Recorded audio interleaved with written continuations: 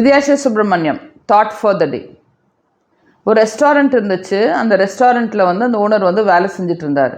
வேலை செஞ்சு முடிச்சுட்டு ரொம்ப கலப்பாக உட்காந்து சாப்பிடலான்னு ஆரம்பிக்கும் போது அவர் வெளியில் பார்க்குறாரு. வெளியில் வந்து ஒரு சின்ன நாய் வந்து அவர் அப்படியே கண்ணுக்குள்ளே கண்ணு பார்க்குது. அது பார்க்கும்போது இவருக்கு வந்து தெரிஞ்சிருச்சு, ஓகே அந்த நாய் ரொம்ப பசியில் இருக்க மாட்டிருக்கு, அப்படியே பார்த்தாவே அதோட ஏக்கமாக காமிக்குதுன்னு சொல்லிட்டு இவர் சாப்பிட்றது இவரோட சாப்பாடை கொண்டு போய் அந்த நாய்க்கு போடுறாரு.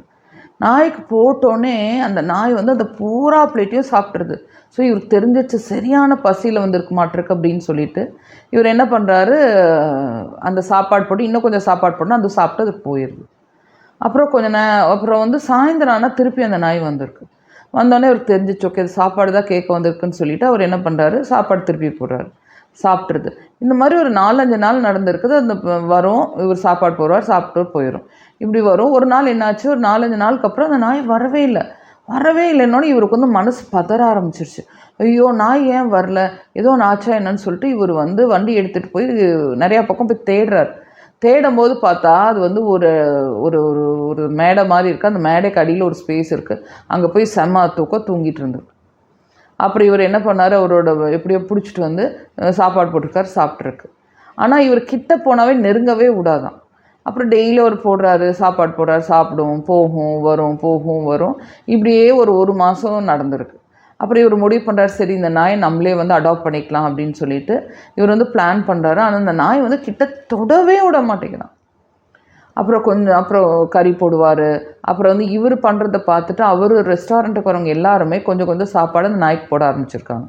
ஆனால் அந்த நாய் வந்து சாப்பிடும், ஆனால் கிட்ட வராது. நாய் வந்து சாப்பிடும், கிட்ட வராது. அப்புறம் கிட்டத்தட்ட 2 மாதம் கழித்து அவர் வந்து என்ன பண்ணலான்னு தெரியல, ஆனால் அடாப்ட் பண்ணலான்னு முடிவு பண்ணுறாரு. என்ன பண்ணாலும் அந்த நாய் வந்து கிட்ட வர மாட்டேங்குது. அப்போ தான் அவர் புரிஞ்சுது, ஓகே இந்த நாய்க்கு பசிக்கு தான் நம்மக்கிட்ட சாப்பிட வருது, ஆனால் அது வந்து என்னை வந்து நம்ப மாட்டேங்குது. ஏன் என்னை நம்ப மாட்டேங்குதுன்னா அது வந்து யாரோ ஒருத்தர் வந்து துன்புறுத்தியிருக்காங்க. அதனால் அது மனுஷங்களை நம்புறது பயப்படுறது மட்டும் இல்லாமல் நம்புறதுக்கே அதுக்கு யோசனையாக இருக்குது. என்ன ஆகுது அப்படின்னு பார்த்தீங்கன்னா அவர் சொல்கிறாரு, அதை நம்புறதுக்கே பயப்படுறதுனால அது தன்னையவே அது பனிஷ் பண்ணிக்குது அப்படிங்கிறாரு. எனக்கு தெரிஞ்ச ஒருத்தர் வந்தப்போ நான் சொன்னேன், என்ன பிரச்சனை, ஏன் ரொம்ப கவலையாக இருக்கீங்க அப்படின்னு கேட்டேன்.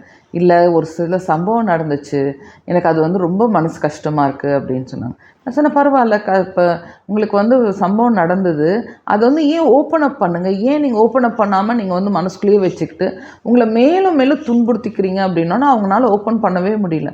அப்புறம் அவங்களுக்கு எக்ஸ்பிளைன் பண்ணேன், இங்கே பாருங்கள், ஒரு டேபிள் ஆஃப் 100 போடலாம், 100ல் போட்டு இந்த உலகத்தில் இருக்க எல்லாரோட பிரச்சனையுமே இந்த 100க்குள்ளே தான் வரும். இந்த காம்பினேஷனில் இருக்கும். ஒருத்தருக்கு இந்த இடத்துல ஜாஸ்தி இருக்கும், இந்த இடத்துல கம்மி இருக்கும். இப்போ வந்து for example primary colours, secondary கலர்ஸ்னு இருக்குது. ப்ரைமரி கலர் அப்படின்னா 3 கலர் சொல்லுவாங்க. ஒன்று வந்து ரெட்டு, இன்னொன்று வந்து ப்ளூ, இன்னொன்று வந்து எல்லோ. இதுதான் ப்ரைமரி கலர். செகண்டரி கலர்னால் இந்த காம்பினேஷனில் வரதான் செகண்டரி கலர். ஃபார் எக்ஸாம்பிள் எல்லோவும் ரெட்டும் சேர்ந்தால் ஆரஞ்சு வரும் இல்லையா?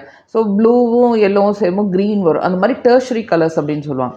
இந்த டெர்ஷரி கலர்ஸ் இது வந்து செகண்டரி கலர்ஸ்ன்னு சொல்லுவாங்க. இந்த செகண்டரி கலர்ஸ் வந்து திருப்பி வந்து காம்பினேஷனில் போட்டோம் அப்படின்னு டெர்ஷரி கலர் வரும். அதே மாதிரி நம்மளோட பிரச்சனைகளை காம்பினேஷனில் போட்டிங்கன்னா இந்த டேபிள் ஆஃப் 100க்குள்ளே தான் வரும்.